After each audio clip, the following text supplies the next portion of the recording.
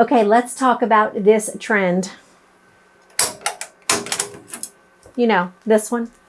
So when I ran this hat, I ran it with a 7511 sharp needle. This is a structured cap, so I did not have any backing inside because it's a structured cap.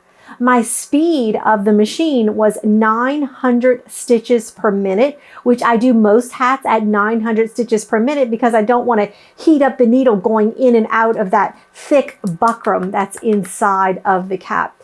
So I'm going to show you the settings that you're going to use to get this look in Design Shop, but make sure that when you send it to the OS software, the machine software, that you don't flip it upside down, because we're used to flipping designs upside down when we send it to the machine. But in this situation, don't do that. It's going to seem a little off at first, but you're going to see what I'm talking about.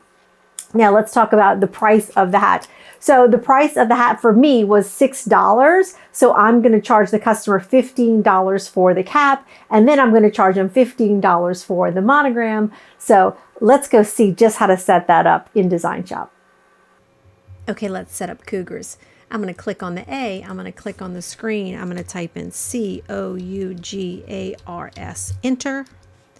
Now I'm going to come to Athletic Block. I know that I want that font, so I just start typing it in and it just pops up right there for me. Perfect. I'm going to click center. Now I'm going to double click and make my changes in my object properties. So right here where it says line type, you are going to go to arc. Your radius is 3 as a default. You can of course change that if you'd like. The angle is going to be 180, and instead of clockwise, click on counterclockwise, then say apply. Now the other changes I'm going to make are in the underlay settings because this is a very thick hat. You get automatic underlay settings which usually work perfect, but this hat is pretty thick. So I am going to change that up just a little bit. I want an edge walk at a percentage, the width of 60% of the letter, and my stitch length is 20 points. For my secondary underlay, I'm going to go to percentage and I'm going to go to a double zigzag. I want the width to be 80% of the letter, and I am going to use a 10 density, which is a little bit tighter density. It's going to give me great coverage because I'm using white thread on a blue cap. So I say okay to that. Now you can go into your object properties and you can go into auto kern normally to move your letters all at one time.